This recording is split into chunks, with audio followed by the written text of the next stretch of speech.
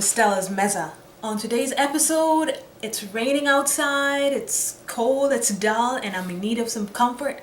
So I had in mind some cinnamon rolls, and that's what we're making today. Now a cinnamon roll is simply a kind of pastry that's been made of flour, milk, butter, eggs, and sugar, and then has been sprinkled with a mixture of cinnamon and brown sugar, rolled up and cut up into pieces. You let it proof some and then you bake it. It's very simple, and there's lots of recipes out there for cinnamon rolls, but I'm going to show you the one that I found works the best for me today. Okay, so we'll start by preparing our yeast. Now for this recipe you're going to use instant dry yeast right here. Okay, and what we're going to do is we're going to put it in some warm water. We're going to need 2 packs of this. 1 pack is approximately a teaspoon and a half, a teaspoon and a quarter, so you're going to need 2.5 teaspoons, and I'm going to put that in warm water. You want the water to be warm to where you could drink it, okay, not too hot or it's going to kill the yeast. So you're going to put that in the water and you're going to stir it. Now the reason we're doing this is we're actually activating the yeast. Now what you're going to do is you need some sugar, and I'm going to use over here 2 tablespoonfuls of just regular granulated sugar. And you're going to stir it in there, and make sure you stir until everything is nicely dissolved. Now this sugar feeds the yeast, and this is what will make the dough rise. So you want to make sure that you let this rest so that when you use it again, when you're ready to use it, the yeast has bloomed. What that means is there's froth all over the top of the cup where you let it sit for a few minutes. Okay, and we're going to put this aside. Everything looks nicely dissolved in there. Just going to scrape the sides to make sure we have all the yeast in the mixture here and nothing sticking to the sides. It's unmixed. Okay, so I'm going to set this aside.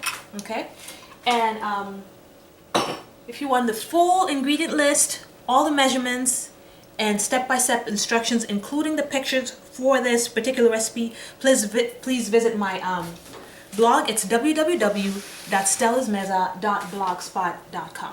Okay, now you're going to need a mixing bowl, and I'm using this metal mixing bowl. And to this mixing bowl, we're going to add some cold milk, just milk that's been in the fridge. It doesn't have to be freezing cold, just not warm. Okay, so I'm going to add that into that bowl,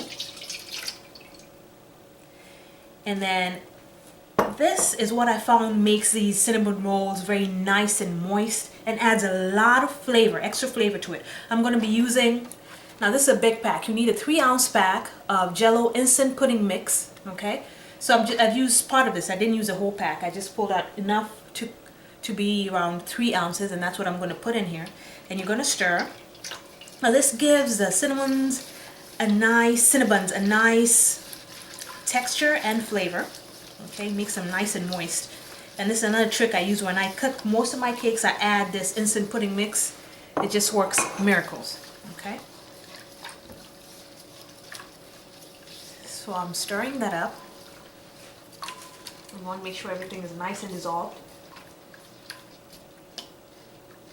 Okay, get the sides too.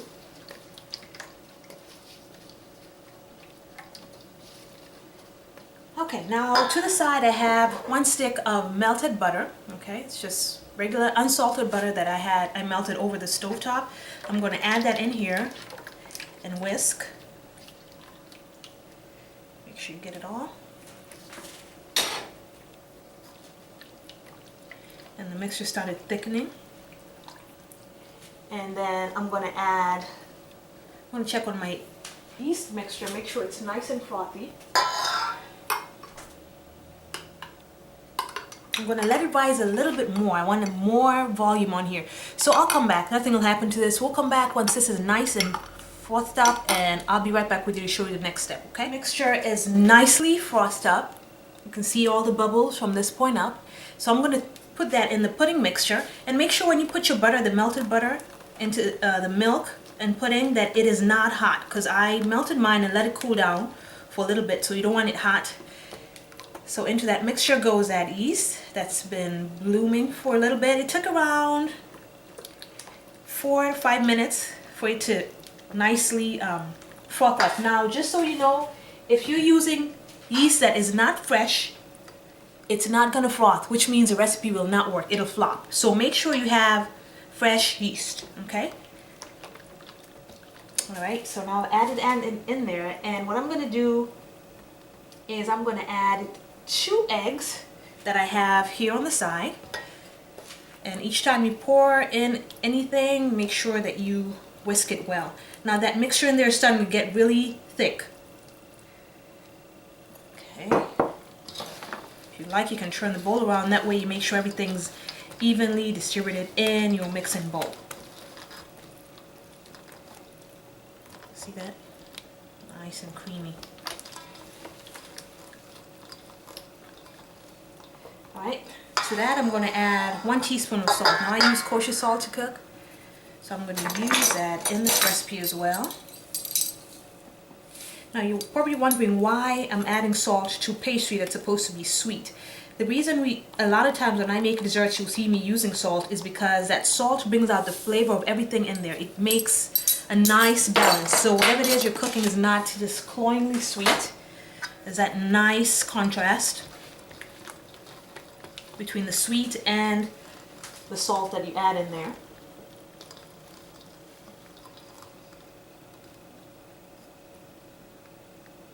Okay, so we have for the eggs in there, we put the salt in there, and then over here I have some all-purpose flour that I had sifted.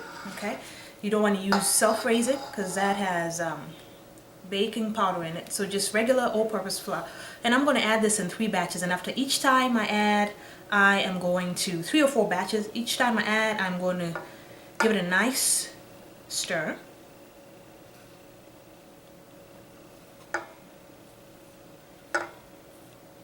Okay, stir it around.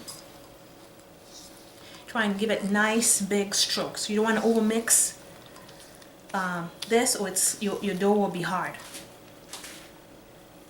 And you don't want that. It's supposed to be thick but elastic at the same time. So not supposed to be a batter, it's supposed to be a dough.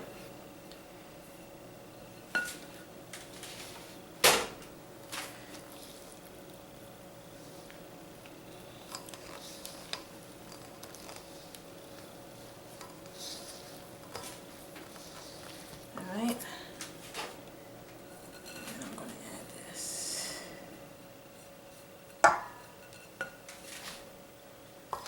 At this point I'll have to switch to use a wooden spoon. Now you can do this in your stand mixer. Just make sure you put in the paddle attachment to do this for you, and scrape the sides to make sure you get all the dry ingredients mixed well into the dough. Just clean up my whisk there, set it aside, and continue from there with a wooden spoon. See what I'm doing? Kind of folding over to get all the flour on the sides and at the bottom into that dough. Alright, I'm going to put the last of that flour. And then we're going to switch to using our hands, okay? Once it gets nice and thick, we're going to have to use our hands. What we'll do is we'll flour our working surface, and then we're going to lightly flour it, and then we're going to dump this out and continue with the hand. So I'll finish mixing this. I'll make sure I get all that flour on the sides to mix with the dough, and then I'll be back with you once I prepared my surface here so we can go ahead and knead it by hand some more.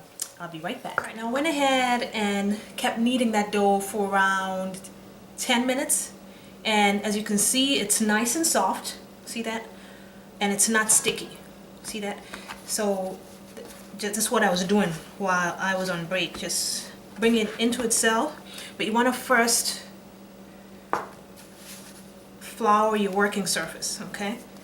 And then just knead it in. And what I did, that bowl that we use to mix everything in is the same bowl that I've used, or I'll be using, to put the this dough to proof. When I say proof, I mean to let it raise. So what I did is I took a little bit of canola oil, or just any vegetable oil, and I greased the inside of it. And that's what it looks like, just to make sure that the dough does not stick to the bowl as it rises. And what I'm going to do is I'm just going to take this dough. It's a little bit sticky still. Let's see if we can make that go away. I'm going to take this dough and I'm going to form it into a ball and put it into this bowl, and then we are going to cover it. I'm going to cover it up with some cling foil that I have right here, you know. And what I have happening on the side is I preheated my oven to 400 degrees and let it sit at 400 degrees Fahrenheit. When I talk about the temperatures, I'm referring to Fahrenheit. And I'm going to turn it off. It's been on for like 5 minutes, and then I'm going to leave the door of the oven cracked a little bit to let out some of that heat. And then once it's nice and, you know, it's still warm, it's not too hot, I am going to insert that bowl that's covered, the bowl of dough, into the oven. Alright, now you don't want the oven too hot because it'll kill the yeast. You just want it nice and warm so that the yeast can rise.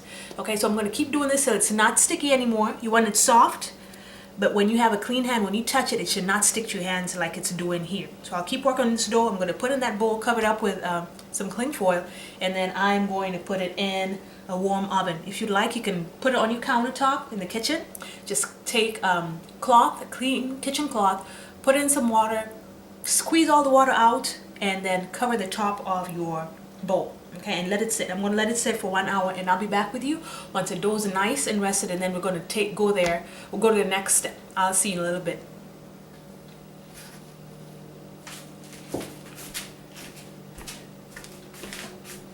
As you can see, the dough has almost doubled in size. Actually, it has doubled in size. So what I'm going to do, and it's going to be sticky, I'm just going to deflate the dough, and by that I mean I'm going to use my hand to kind of release some of that carbon dioxide that's been formed in there by the yeast, and you see it comes back to size.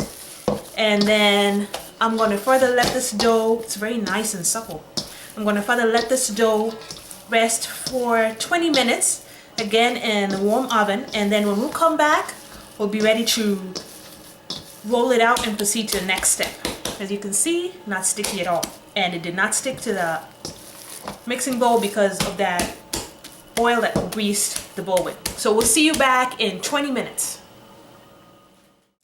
Alright guys, our dough has been resting for 30 minutes. The first time after we kneaded it, I put it in the warm oven that I had preheated for 400 degrees at 400 degrees Fahrenheit for around 5 minutes, and I turned it off. I let the dough open so some of that heat escapes, and then I put the dough in there right after I kneaded it, and I covered it with foil, cling foil, and then I covered it with a cloth that I dumped in water and squeezed out the water, left it in the oven for 1 hour, and it it raised, and then I took it out, and you saw me expel some of that air that formed, some of that carbon dioxide that formed from the yeast, and then I let it stay again in the oven for an additional 30 minutes. So that's the second rising. So this is what it looks like after raising twice, and you see it's very full of air. So I'm just going to deflate it. Okay, just going to pull it away from the sides, and I have lightly floured my work surface so that I can go ahead and roll this out. It's now time for the next step, which is rolling it out. Okay, so I'm just going to dump it onto the floured surface. You can smell that yeast in there. Actually, you can, if you listen to the dough itself, you can hear some kind of whistling noise. That's all that air trapped in there. Okay, I'm just gonna roll it on in that flour, just so I can remove some of that excess air in there. It's very nice and fluffy, like a pillow. Okay, I'm gonna spread this flour around. Now I want to roll it into a rectangle. Okay, and just to let you know, in a bowl here I have mixed the filling. That's what's going to go into, once I roll it out into a rectangular shape, this is the filling that goes in there. Now I like to use dark brown sugar and light brown sugar in the filling, as opposed to just one kind of sugar, light brown sugar. What brown sugar is just regular sugar that has some molasses added in it, and that gives it that color and that moisture, because if you touch on it, it's kind of moist. So that's what that is. So in here I have 1 cup dark brown sugar, 1 cup light brown sugar, and 3 tablespoons of ground cardamom. And then I went ahead and just mixed it to make sure that all that, not ground cardamom, ground cinnamon. And I went ahead and mixed it to make sure that all the spice is mixed with all the sugar, okay? And I also have a stick of melted butter on the side, and this is what we're going to spread after we rolled out the dough. We're going to spread it using a brush. You can use, I'm using a pastry brush, a silicone pastry brush. I'm going to spread that up over it, and I'm going to sprinkle it with that brown sugar. So let's get to rolling this out so we can have a nice rectangle. And over here, I'm going to lightly flour my rolling pin, that way it doesn't stick to the dough. So we're going to try and make it into a rectangle. So I'm going to start from the center out. That's the method I found easiest. And it's going to move around. If it sticks, that's a problem. You want to make sure your working surface is well floured. Try not to make it a circle. It might look like that in the beginning, but if you keep at it, just make it into a rectangular shape. Right, let me push this out. I'll be back with you once it's a rectangle, and then we can move from there. I know it's not fun watching this. I'll be right back with you. Okay, so I went ahead and rolled out the dough into this rectangular shape, or as close as I can get it to be a rectangle. And there you have it. So what I'm going to do is I'm going to take my pastry brush and the melted butter that I have, and I'm just going to brush it over the top of this rectangular piece of dough. Just make sure you get every corner, because this is what it'll be like the glue that will make the cinnamon and the sugar mixture stick onto the dough. And be gentle, just so you don't poke holes into the dough. I know it looks like a lot, but when you see the finished product, you'll understand why it's so tasty. Now, this is not something to eat all the time, okay? I do not eat this way all the time. Everything you eat in moderation. And, of course, you need to exercise. I'm not teaching you how to live your life, but it's very important. Because I've gotten asked that question. How do you cook such stuff, such rich foods, and what do you do? You've got to work out. You can't just eat like this and then sit. It'll ruin your waistline. Okay, it smells so good, y'all.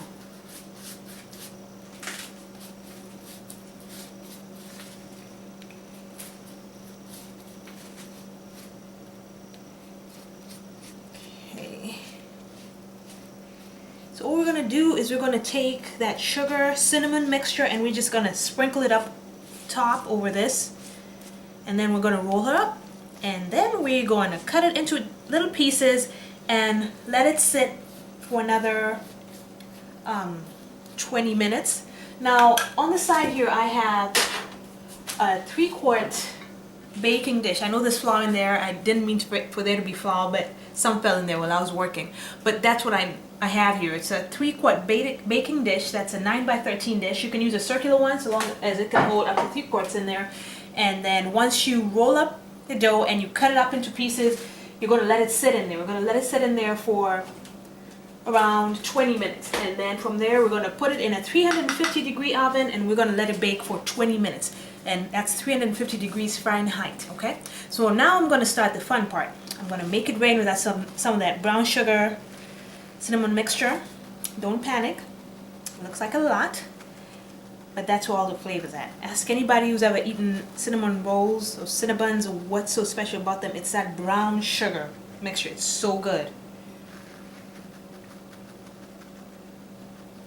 Now for all the measurements and ingredients that I've used in this recipe, please make sure to visit my blog. It's www.stellasmeza.blogspot.com, and I also include step-by-step instructions with pictures to help you with all my recipes. On there I also have a conversion table for measurements for if you're, because here in the States we use Fahrenheit, so if you're in a place where they use Celsius in the oven, you can see what the temperature is using Celsius.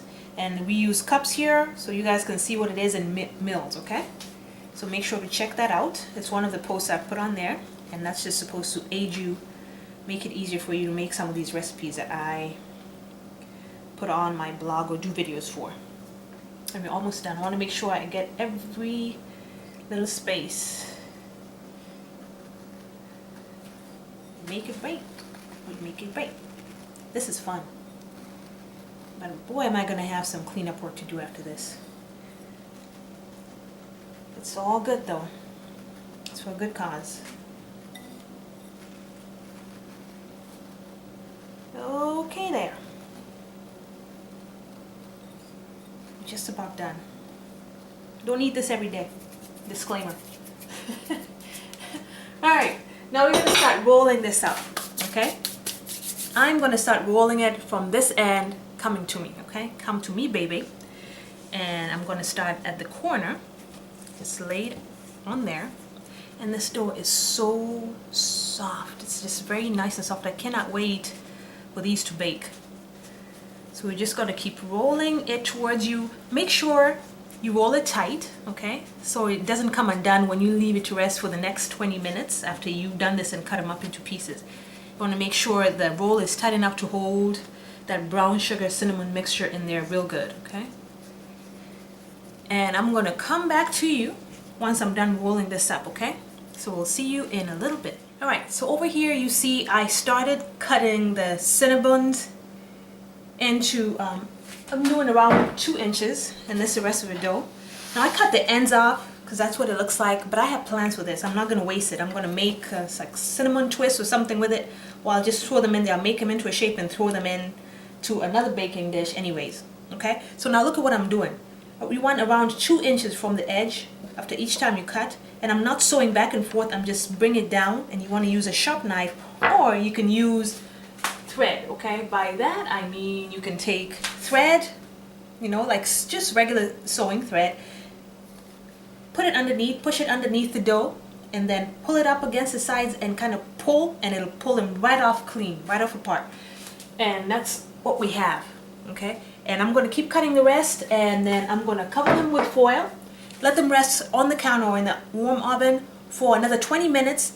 Then after that, I'm going to turn my oven up to 350 degrees, give it a few minutes to preheat at 350 degrees, and then I'm going to throw these in there uncovered for 15 to 20 minutes, okay? Until that smell comes through with cinnamon, and you see this part has started turning a nice golden brown.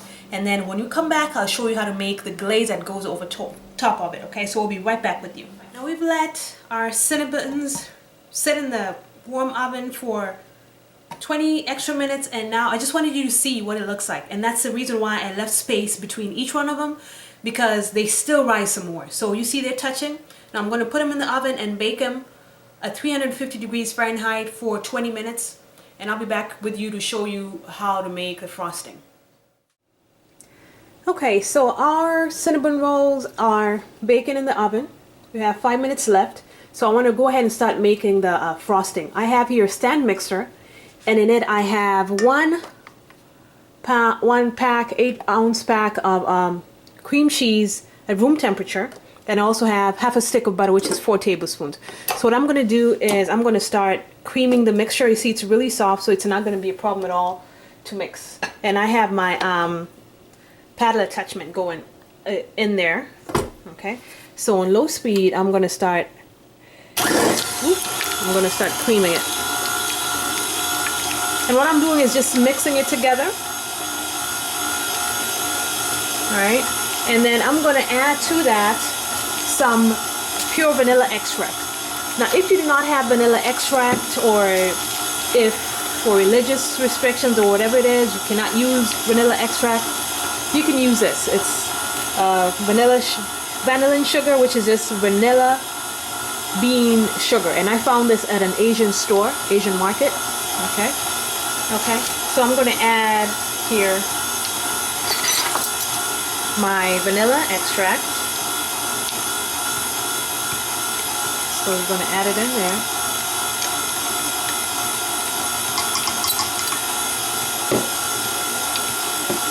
Let it stir a little bit. And to that I'm going to add 1/8 of a teaspoon of just salt. Now again, that's for balancing the flavors. We don't want it too sweet, because we're going to add some powdered sugar in the mix. Now remember, again, for all the measurements and instructions and list of ingredients, please visit my website or my blog. It's www.stellasmeza.blogspot.com. Alright, now I have here some Greek yogurt. just regular Greek yogurt. This is non-fat. It's very thick and creamy. And I'm going to add some into the mix here, okay? You can use milk. You can use 3 tablespoons of milk, but I prefer to use this. It gives it a nice flavor, nice rich flavor. I'm going to add around 1.5 tablespoonfuls of that. Okay, let that mix for a little bit, and just have your spatula ready to scrape the sides of the mixture as you mix. It's going to scrape the sides. Actually, I'll do that when we add the sugar. Okay, now while your mixture is still on low speed, you want to slowly add the powdered sugar in there. Now be very careful, because there will be a cloud of dust if you add it in too fast. So just small beats at a time is fine.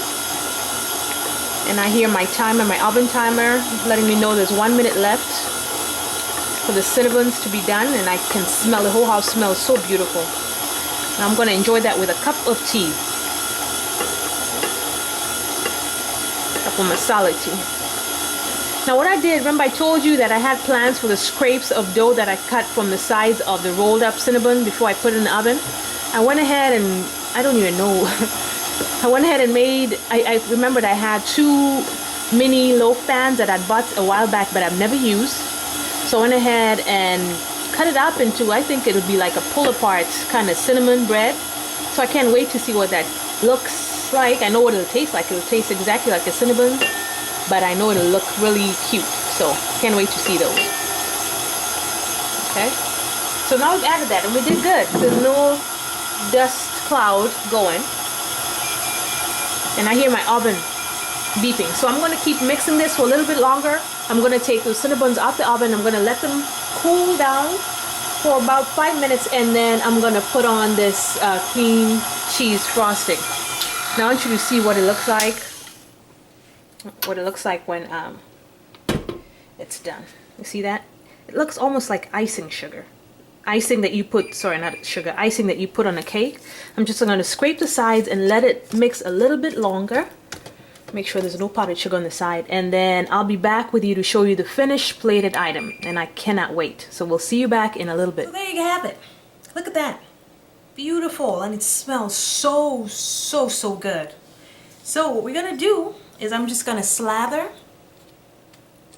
this cream cheese frosting up over them while they're still hot. You want to do it while it's still hot so it melts into those nooks and crannies, and oh goodness. Ooh, ooh, I'm about to have a flavor attack, people. Look at that. Get those little spaces. Look at that. Now, does that look sinful or what?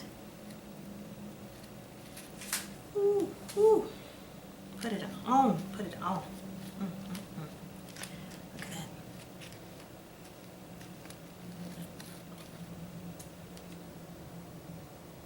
Shoosh. So this is basically what you do. Make sure you do this to all the cinnamons. Now look, I've made 16 of these. The recipe is made 16. Okay. But look what I did with it's still kind of hot.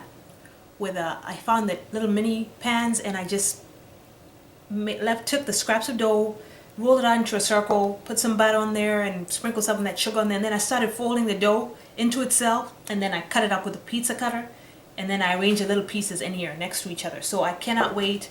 In my head, you'll be able to pull it apart once you unmold it from this. So I'll call it pull apart bread. So I am going to stop the camera right now, and then I'll be back with you to show you what it looks like plated, okay? So we'll see you back in a little bit. Let me finish doing this. I'm not going to put that frosting on the pull-apart bread, but I'll put it on the rest of this. So see you back in a little bit.